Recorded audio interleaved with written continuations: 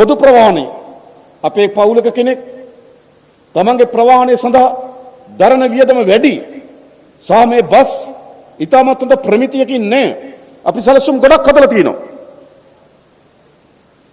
ලංගමේ පුද්ගලික බස් සේවාවයි ඒකාබද්ධ කරන්න උනා. දැන් අපිට සාකච්ඡා පවත්වන පොඩි කාලයක් ඇයි අපිට. ඒකාබද්ධ කාලසටහනකට දුවන්න ඕන. බස් වලට යම් ප්‍රමිතියක් ගේන්න ඕන. බස් රථය තනි වෙනුවට යම් සමාගමකට දාලා සමාගම කළමනාකරණය කරනවද කියලා අපි කල්පනා ඒ සඳහා අපි සැලසුම් හදලා තියෙනවා. මේ අවුරුද්ද අපි රුපියල් කෝටි 300ක් වෙන් කරා.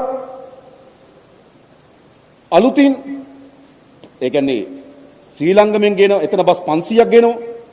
ඊට අමතරව බස් 100ක් ගේනවා ප්‍රමිතියෙන් යුතු ලෝකේ දියුණුවයි සම්මත රටවල් වල දුවන වර්ගයේ බස් මේ කිලෝමීටර් 10ක් යනකොට කොන්දරි දිනේ වනෙවි. වහින්න හිතන බස් නෙවෙයි. ඊටම සුවපහසු ප්‍රවාහන සේවය සඳහා අපි අවුරුදු කිහිපයක් යනකොට අපි බස් රථ හිමියන් එක්ක සාකච්ඡා කරමින් තිබෙනවා. මේ නේද පතෝල මැස්ස වගේ තියෙන බස් රථ වෙනුවට ක්‍රමානුකූලව සුවපහසු බස් රථ සේවයක් පොදු ප්‍රවාහන සේවයක් අපේ රටේ අපි ආරම්භ කරනවා. මේ අයවෙන් අපි මුල්ගල තිබ්බා. හදනව රට. එතනින් අතර වෙන්නේ නැහැ. අපි සැලසුම් කළ තුන අපේ සෞඛ්‍ය සේවය ඉතාමත් දියුණු ලෙස වර්ධනය කරන්න. මේ අවුරුද්දේ අපි බිලියන 650ක් ආසන වශයෙන් ගත්තොත් රුපියල් කෝටි 65000ක් සෞඛ්‍ය සඳහා වෙන් කළා තියෙනවා. රුපියල් කෝටි 65000ක් සෞඛ්‍ය සඳහා වෙන් කරලා තියෙනවා. ගොඩනැගිලි ටික හදන්න, උපකරණ මිලදී ගන්න, අවශ්‍ය කාර්ය මණ්ඩල ගන්න, බෙහෙත් ගන්න. අවශ්‍ය අතිතරම් මුදල් ප්‍රමාණය වෙන් කරලා දීලා තියෙනවා. අර්බුදයක් ඇති වුණොත් අර්බුදයක් ඇති වෙන්නේ මිලදී ගැනීම සඳහා ගතවන කාලය. එහෙම නැත්නම් ආයේ කිසිදු රෝලක බෙහෙත් පෙත්තක් හිග නොවන ආකාරයෙන් බෙහෙත් ගැනීම සඳහා මුදල් ටික වෙන් කරලා තියෙනවා. අපි සැලසුමක් හදලා තියෙනවා. ක්‍රමානුකූල අපේ සෑම පවුලකටම පවුලේ වෛද්‍යවරයෙක් ඉන්න ඕන. අපි ඒකේ නියම ව්‍යාපෘතියක් මේ අවුරුද්දේ පටන් ගන්නවා.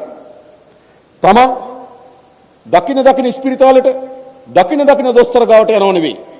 තමන් පිළිබඳ තියෙන වෛද්‍ය වාර්තාව, තමන්ගේ රෝග නිදානයන් පරණ රෝග ගැන අදහස් තියෙනවා. එක වෛද්‍යවරයෙක් ඉන්නවා. ඔබ යන්න පළමුකොට මේ වෛද්‍යවරයා ගාවට. එයා තමයි කියන්නේ මේක ගණන් ගන්න ඕන ලෙඩක්ද, තවත් පරීක්ෂණ කර යුතු ලෙඩක්ද, පවුලට වෛද්‍යවරයෙක්. ක්‍රමානුකූල අපි අපේ පාලනයේදී සෑම පවුලකටම වෛද්‍යවරයෙක් ඇති වෙන විදිහට අපි සෞඛ්‍ය සේවය දියුණු කරනවා. ඒතර මෙරට හදනවා. අපේ රට අධ්‍යාපන විශාල පරිවර්තනයක් ඇති කරනවා අපි. මේ 2026 වසරේ අපු අලුත් විෂය නිර්දේශයක් හඳුන්වා දෙනවා. පළවෙනි පන්තියටයි 6 පන්තියටයි. අනිත් ඒවා පරණ එකේම යන්න. හැබැයි 6 පන්තිය ළමයිට අලුත් එකක්. ඊළඟ 7ට එනවා, 8ට එනවා, 9ට එනවා. අවුරුදු 4ක් යනකොට 9 පන්තියට එනකොට ඉන්නේ අලුත් විෂය නිර්දේශ සහිත ළමයි. ඊට පස්සේ 9 පන්තියෙන් තෝරා ගැනීම විභාගයක් තියෙනවා.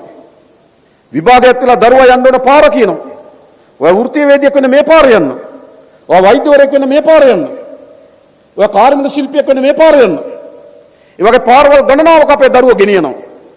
ඉඳ පාසලට ඇතුළත් වෙන දරුවෙක් අධ්‍යාපන වශයෙන් නිපුණතාවයක් හෝ වෘත්තීය වශයෙන් නිපුණතාවයක් නැතුව කිසි පාසල් දරුවෙක් එළියට වැටෙන්න දෙන්නේ නැහැ. මතක තබා ගන්න. අධ්‍යාපනයේ විශාල වෙනසක් ඇති කරනවා. ඒ කියන්නේ මොකද්ද? අද අපේ පවුලක් ගත්තොත් බෙහෙත් ගන්න වැඩි වියදමක් දරනවා. ප්‍රවාහනයට වැඩි වියදමක්, ගමන් බිමන්ට වැඩි වියදමක් දරනවා. දරුවන්ගේ අධ්‍යාපනයට වැඩි වියදමක් දරනවා. අපි මේ වියදම් ටික ඔක්කොම අඩු කරනවා. ප්‍රවාහන සඳහා වියදම අඩු වෙන්න ඕන. ඒ වගේම බෙහෙත් සඳහා වියදම අඩු වෙන්න ඕන. අධ්‍යාපනය සඳහා පවුලක් දරන වියදම අඩු වෙන්න ඕන. එතකොට තමන්ගේ ආදායම අනිත් වැඩවලට යෙදෙනවා. තමන්ට චිත්‍රපටයක් බලන්න, විනෝදයෙන් ඉන්න, හොඳ ආහාර වේලක් ගන්න, ගෙට කාමර කැලලක් එකතු කරගන්න, හොඳ වැසිකිලි පද්ධතියක් හදාගන්න, විනෝද ගමනක් යන්න සල්ලි ටික ඉතුරු වෙන්න ඕන. හැබැයි මොකද වෙලා තියෙන්නේ? අපි හම්බ කරන සල්ලි ටිකක් ලෙඩට, අනිත් එක ගමනට, අනිත් එක අධ්‍යාපනයට. එහෙම ලෝක රටවල් නේ ටික අපි කරන්නම්. ඉතින් අපි තාත් සැලසුම් සාගතව ඒ වැඩේ කරමින් තිබෙනවා. ඉතින් තාමත් හොඳ සුවපහසු ජීවිතයක් අපේ රටේ පුරවැසියන්ට ලබා දීම අරමුණු කරගත්තු සැලසුමක් අපි වැඩ කරමින් තිබෙනවා. මේ මොහොතේ බලාගන්න විශ්‍රාම වැට වැඩි කරලා, වැඩිහිටි දීමනාව වැඩි කරලා, වක්ගොඩ දීමනාව වැඩි කරලා නේද මේ ඔක්කොම දීලා මේ වෙලාව බලාගන්න එක. හැබැයි දිගු කාල ලෙස ජීවිතේ ගොඩනගන එක. ඒ විතරක් නෙවෙයි අත්තරලා හිටපු ජනපදාවක් ඉන්න අපේ රටේ. රිමාන්ඩ් වුණොත් කවුරු හරි අය කවදාවත් රස්සාවකට යන්න බෑ. පොලිසියට ගිහපුවාම පොලිස් සහතිකේ ඉන්නේ කුඩු තිබිලා රිමාන්ඩ් වුණා කියලා. කොහොමවත් රස්සාවකට ගන්න බෑ. සමාජයෙන් කොන් වෙනවා. අපි මේ අයවැය එකනේ මුදල් වෙන් කරා රිමාන්ඩ් බාරේ ඉන්න සිරගත වෙලා ඉන්න හැකියාව තියෙන තරුණ තරුණියන්ට අපි වෘත්තීය පුහුණුව ලබා දෙනවා. එයා හිරේ ඉන්නකොට ඉගෙන ගන්නවා. හිරේ ඉඳගෙන එයා NVQ සහතිකයක් එක්ක එළියට එනවා. නැවත අපි සමීක්ෂණයක් කරලා බැලුවා. අත්තඩං නැවත හිරේ ඉන්න අයගෙන් වැඩි ප්‍රමාණයක් නැවත හිරේ ඉන්න අය. එහෙමනේ ගම්වල මාස 3ක් එනවා, මාසයක් ඉන්නවා, ආයෙ මාස 3ක් යනවා. එහෙමනේ තියෙන්නේ. ගොඩක් වෙලා බලන්න. නෑ එන කෙනා නැවත සිරගත නොවන ආකාරයට එයාට පුහුණුවක් ලබා දීලා එයාට රැකියාවක් ලබා ගැනීම සඳහා අපි වැඩ හදනවා. හැම කෙනාම බලා ගන්නවා. ඔය තියෙනවනේ මේ අර අනාථය කියන්නේ මොකද්ද? රැඳවුම් මධ්‍යස්ථාන දරුවෝ ඉන්නේ. දෙමව්පිය නැති බලා ගන්න බැරි. ඒ හැම දරුවෙකුටම රුපියල් 5000ක් දෙනවා මාසෙකට. ඒ 5000 රුපියල් 3000ක් ස්ථිර ගිණුමකට දානවා. ඒ අනාථ කඳවුරු කෙන දරුවෙක් විවාහ වුණොත් විවාහ වෙන හැම දරුවටම ආණ්ඩුව රුපියල් ලක්ෂ 10ක් දෙනවා ගෙයක් හදාගන්න. ආණ්ඩුවෙන් දෙනවා. දෙමව්පියනේ එයාට කියලා ගෙයක් නේ. එයා ජීවත් වුණේ රැඳවුම් කඳවුරක. රැඳවුම් මධ්‍යස්ථානයක. එයා එළියට එනවා එතනින්. යන්න තැනක් නෑ එයාට. ආණ්ඩුව මොකද කරන්න උන? අපි එවැනි හැම දරුවෙකුටම රුපියල් ලක්ෂ 10ක් දෙනවා ගෙයක් හදාගන්න. හැම කෙනාම අත්තරින් නැතුව ආණ්ඩුවක්. එහෙමයි වැඩ. සියලු ජනතාව බලා ගන්න සේවාවන් ටික දිනු කරන රටක් අපි හදනවා. ඊට පස්සේ එතරින් නතරන ආර්ථික ස්ථාවරභාවයට ගේනවා. තවත් ආර්ථිකේ පිම්මක් ගන්නවා. අපේ ආර්ථික විශාල පිම්මක් ගන්න පුළුවන් සංචාර කර්මාන්තය. අපි ඔයගලන්ට කියන්නම් මේ 2025 වසර ලංකාවේ වැඩිම සංචාරකයන් එන වසර බවට පත් වෙනවා. මතකද? වැඩිම සංචාරක වෙන වසර. අපි ලක්ෂ 25 පන්නනවා ලක්ෂ 30ට කිට්ටු කරනවා. මතකද? හදලා තියෙනවා. හැබැයිම සංචාරකයන් එනකොට මොකද වෙන්න ඕන? ඒගොල්ලන්ට අවශ්‍ය වෙන හෝටල් ටික, ඒගොල්ලන්ට අවශ්‍ය වෙන යටිතල පාසුකම් ටික, වැසිකිලි පද්ධතිය මේ ඔක්කොම සංවර්ධනය වෙන්න ඕනකම තිබෙනවා. අලුත් තැන් වලට නම් යාලම පිරෙන එක හිර වෙන්න පටන් ගත්තොත් ආයේ සංචාරකයන්ට ඒක බාධාවක් වෙනවා. තව ලොකේෂන්, තව යන්න තැන් විශේෂම අනුරාධපුර සංචාර කර්මාන්තය ඉතාමත් යෝග්‍යයි. අපේ පැරණිතම රාජධානිය. හැබැයි සංචාරක කේන්ද්‍රයක් නැත්නම් අපි වැඩි දියුණු කරනවා. එඳ මේ 25 වැඩිම සංචාරකයන් එනවා. 25 වාර්තා 26 කඩනවා. 26 වාර්තා 27 කඩනවා. මතක තියාගන්න. හැම වසරකම වර්ධනය වෙන ආර්ථිකය බවට සංචාර කර්මාන්තය පත් කරනවා. සැලසුම් හදලා තිබෙනවා. එතනින් නතර වෙන්නේ නැහැ. මේ වසර ලංකාවේ වැඩිම භාණ්ඩ සහ සේවා අපනයන කරපු වසර බවට පත් කරනවා. වැඩියෙන්ම පිටරටට භාණ්ඩ සහ සේවා අපනයන කරලා වැඩිම ආදායම උපයන අවුරුද්ද මේ 2025 අවුරුද්ද මතක තබා ගන්න. ඉතිහාසයේ වැඩිම අපනයන ආදායම උපයන අවුරුද්ද වෙනවා. එයිමයි. ඒ විතරක්ද? මේ ඒ සඳහා අපි කර්මාන්ත දිරිගන්නනවා, අපනයන ගම්මාන හදන්න සැලසුම් කරලා තිබෙනවා, අපනයන කර්මාන්ත කරන සහාය දෙනවා, නීතිමය බාධා ඉවත් කරනවා, විශාල වැඩ කොටසක් අපි කරමින් තිබෙනවා. වැඩිම ඩොලර් ප්‍රමාණයක් භාණ්ඩ සහ සේවා පිටරට විකුණලා උපයන අවුරුද්ද මේ අවුරුද්ද. මෙතෙක් තිබුණු හැම අවුරුද්දකටම වඩා.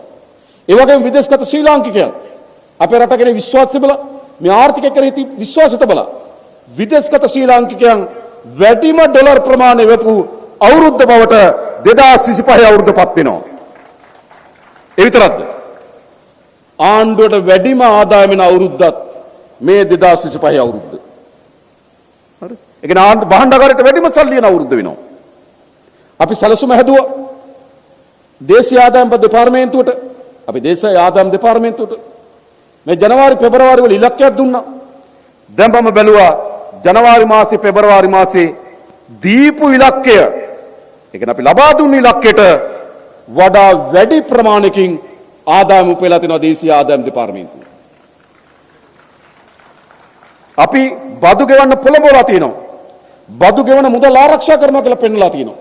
බදු ගෙවන අය විනද තමන් හොරකම් කරනවා, තමන්ගේ මුදල් නැති වෙනවා, තමන්ගේ මුදල් නාස්ති කරනවා කියලා බදු ගෙවන්නේ නැහැ.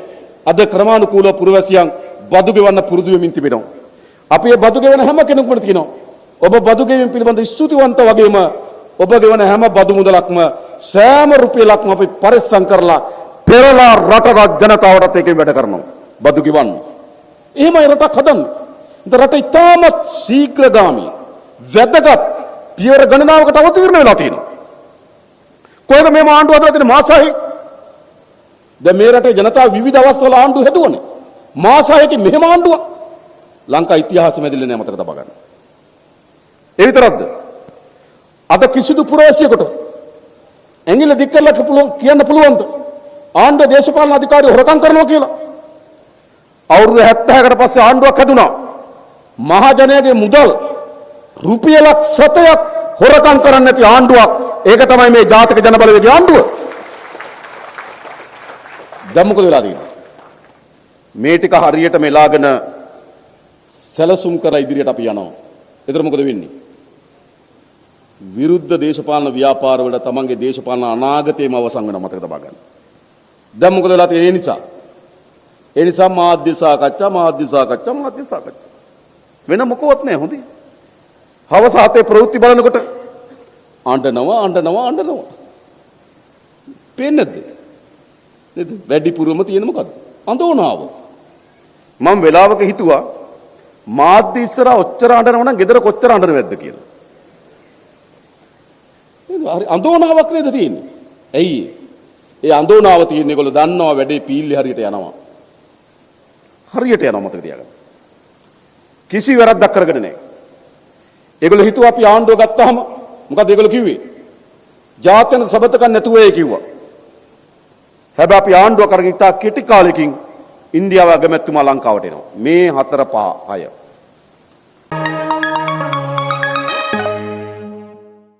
මෙවැනි උණුසුම් පුවත් වීඩියෝ කාටත් කලින් දිනපතා දැනගන්න බෙල් සලකුණ ඔබ SL Breaking සබ්ස්ක්‍රයිබ් කරන්න.